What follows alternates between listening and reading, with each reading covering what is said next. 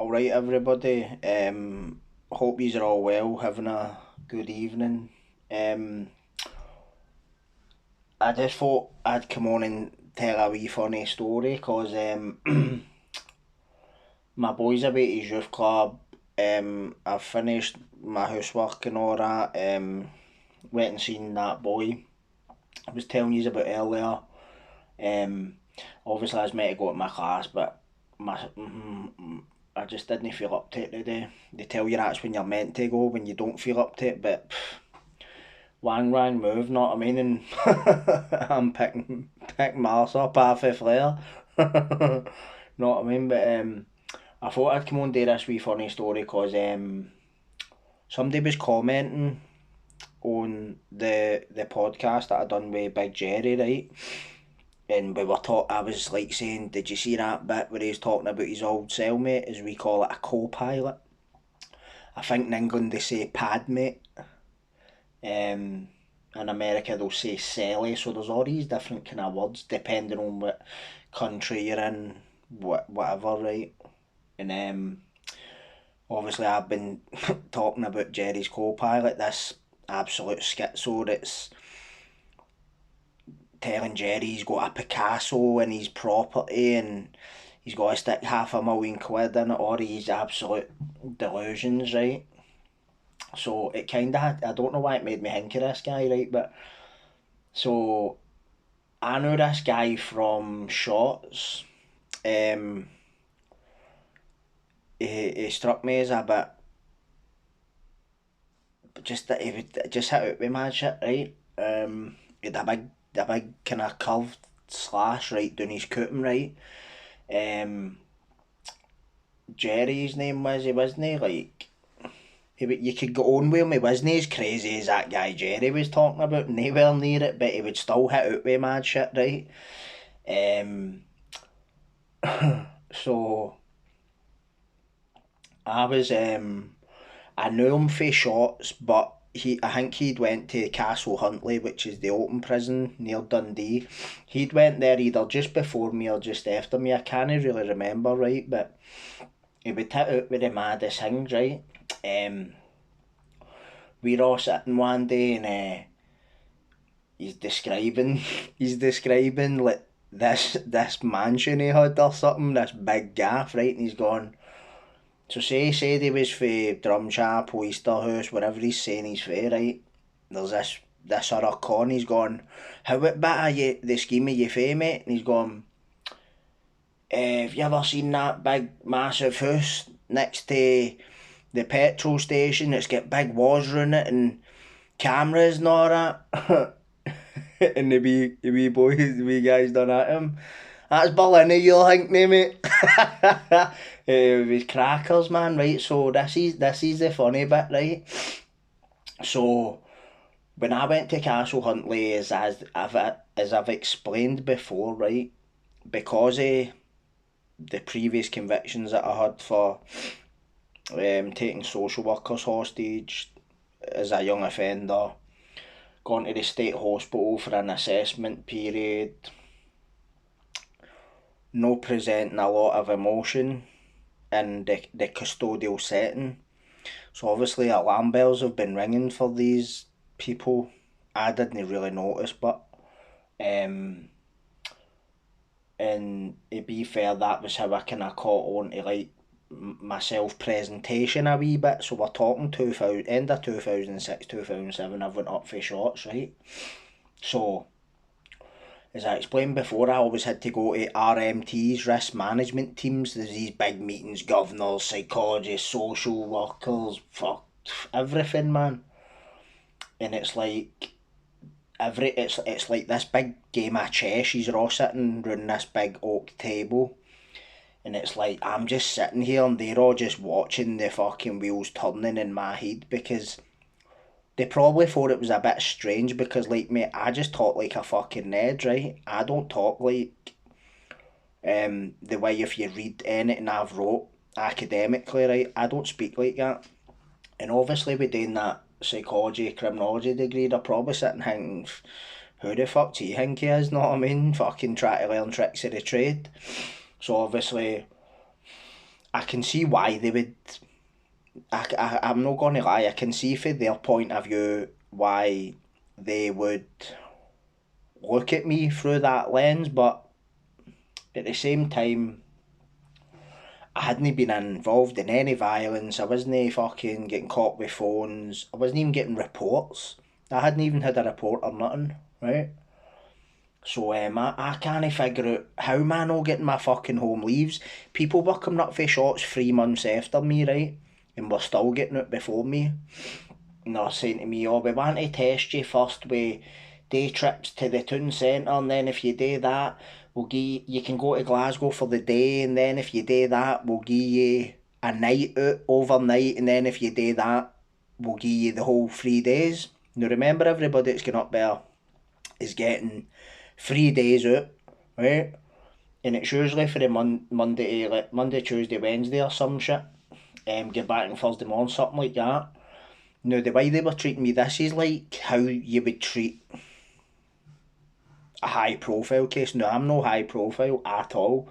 And that's what really kind of pissed me off, because like in shots, man, I was a nobody, you know what I mean? Fuck's sake, I was just somebody that went to education every day, stayed out of trouble, liked to laugh, get mad with it sometimes, fuck's sake, know what I mean? Sit with my wee pal and get stoned, whatever, get a puff and that, whatever we were doing. So it was kinda, I'm not gonna lie, like my wee pal came up 3 months after me or something, still got out for us, right? And it was busting my chops, man, cause see, after every home leave, everybody would come to my cell, right? And tell me all about their fucking home leave. And I'm just sitting there and I'm thinking, are you fucking noising me up? Are you trying to noise me up? Or they weren't trying to noise me up, they were just excited that they had fucking had a couple of days out and probably saw the missus, got fucking drunk, whatever. But I had a phone up there obviously, and I was keeping in touch. Like I would just sit on the phone all fucking day, man. I remember screws coming into do the checks. It's called LBBs, locks, bars and bolts. But obviously there's no bars in Castle Huntley, so they would come in and make sure you have no rip shit off walls and all that. I'd be in the toilet on the phone to this bird, right? That was this Italian bird that I met through my cousin, and so listen to this, right? See that Jerry for shots, right? He was next door to me, right? And I can't mind how he was out on home leave, but he was just hitting it with mad shit, man. Like he came up to see that boy I was telling you about, who was saying, aye, that was Berlin you thought you're talking about. See, like when he was trying to describe a house that he stayed in, you could tell he didn't have a house like this, right? Because the way he was describing it sounded like a fucking villa in Alicante or some shit, know what I'm talking about? On the top of a fucking, on a cliff edge or some shit.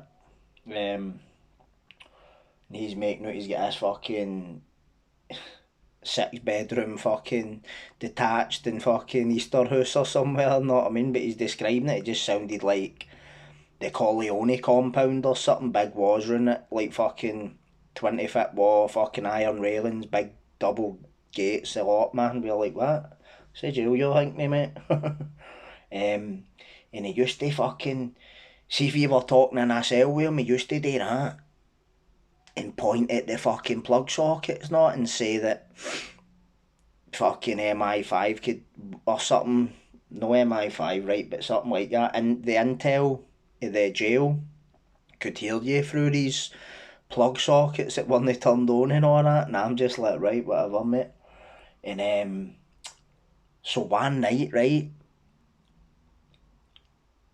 this it was round about Christmas 2006, so everybody's away for their Christmas home leaves, and I'm not gonna lie, I was popping ectos, mate, fucking on phones to all my old pals that I had been out gang fighting with, and you would just be, I'd be on the phone for like 2 hours to one person, right, and then see as soon as they had hung up, somebody would either phone me, be trying to get through that whole phone call, or I would end up phoning them, right? Because you just phone people and say, so say I'd phone like my auntie or my fucking cousin, I'd say, here, go buy me a £10, £20 Vodafone top up and text me the number, right? So, and you get all this free it was back before all that fucking, like, it was a Nokia fucking, it was an old Nokia about that size. It wasn't like smartphones weren't about then. So, I had the Sopranos, right, on repeat. Like the season, I would just play it on a fucking loop because the telly was fucking shite at fucking STV4 or something, man. It was like, I thought the telly was the same, like, know how if you went for shots to uh, whatever jail, I thought just because we're in the same country, I just thought all the channels would be the same. And this was before they brought the digital tellies into the jail. So before smart tellies, it was digital tellies. So you'd have like 30 channels. They didn't come into like 2008 or something. So I'm fucking sitting on the phone, right? And see, because I'm full of swedgies and that, I keep getting up, right? So I was sitting with my feet up on the it's like a Formica top, right? Like a work tap. And I'm sitting on this chair, right? And I'm swinging back and forth like that, man, just like that, right? And I keeps getting up and peeking out the window because what the screws would do, they would walk past the window and they would try and like earwig and do all this man shit. It didn't happen that much, but obviously being in a drug induced state, you've got to be on edge a bit. Because you're in the jail, they could just bust through the fucking door at any minute. Know what I mean? You're captured, mate, and who the fuck wants to get a downgrade at Christmas, mate? That's a fucking... that would have been an own goal of epic proportions, man. Because I'd only been up there for shots a month or something. So anyway, right, goes down to the dining hall, seen that Jerry and all that, came back, blah, blah, blah. So the section's locked up, right, but all the doors are unlocked. You can walk up and down the corridor, but it's locked at the end, right? You can't get out. And I've got that. I had the Sopranos on because I thought if the screws are walking by, they'll they'll know they'll know hear me talking on the phone, right? So I'm fucking on the phone, right, and all I hear's knocking on the door. It's big wooden doors. It's not like the metal ones in shots or um, Berlin or these closed maximum jails. Know what I mean? So I stands behind the door and opens it because I knew it was somebody in the section. It's not a screw. They don't chap the doors. So I've opened it and stood behind, and I'm still on the phone to whoever I was on the phone to, right? That mad Jerry pure saunters in it, so he's mad walking alright. He's walked in that. Here, you need to keep your voice down, mate. And I'm looking at him going, how the fuck, mate, I'm fucking fleeing out my box, right? My chin was like a fucking JCB, man. And he's like, I'm sitting in my cell next. He says Peter, we say a Peter, right? He's going, I'm sitting in my Peter next door. No, I can hear his motherfucker, I'm gonna kill you, and blah blah blah, right? And I've looked at him and I've done that. Jerry, say fucking Terry, mate. He'd thought, obviously, my Terry was up back loud, right? I don't know how he mistook my fucking accent for a fucking a fucking New Jersey fucking mafia guy or something. Fucking mate, it was just I seen the way he was looking at me. He was looking at the telly, looking at me and all that. See, like as if his eyes are just pure searching my face as if to say, you fucking having a laugh, man. But I'm like fucking too funny. But he ended up, I think he squared us up with a bit of dope and that. And that was what I wanted to come on and talk about because these are like wee kind of memories of prison that I forget all about. And you kind of get reminded of shit. Like if somebody goes, like, it's like memory recall, something triggers it. And I kind of hate saying that word triggered, but has its uses, do you know what I mean? It's is what it is after what I was saying today about kind of trauma and all that as well, do you know what I mean? Because there was something, I can't remember what it was.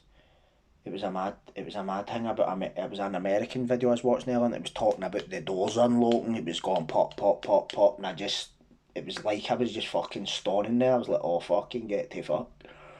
Fuck that. The American jails are no joke, mate.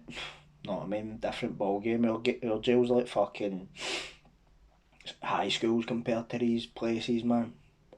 Know what I mean? You'll know about it if you're in there, but Aye, Mad Jerry, I don't know what he's doing now, man. He was fake Glasgow somewhere anyway, but I can't remember where. But aye, fucking nutty, man, nutty. Do you know what I mean? So, uh, hope you found that funny because I was laughing when I was thinking about it. Like I was actually, and I remember like telling people about it and that, and back then it was too funny, mate. I was like, he's fucking crackers, man.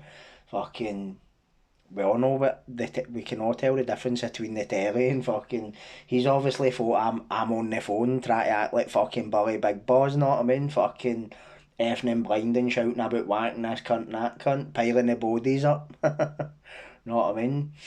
Um, but got to go and have my big bowl of stew, totties and carrots. So cheers everybody for the positivity. Um, and I hope you found that a wee bit funny. Know what I mean? But I certainly did because as we were saying, talking about old co-pilots, and I wasn't sharing a cell with him, but he was in the cell next door, so close enough in it. Know what I mean? But yous all take care, and I'm going to come on tomorrow and do another video about an interesting one about a guy I was in Kilmarnock with. Some of you will probably have heard of this case because it was all the papers. So I hope to do that tomorrow. So you all take care and I'll speak to you then.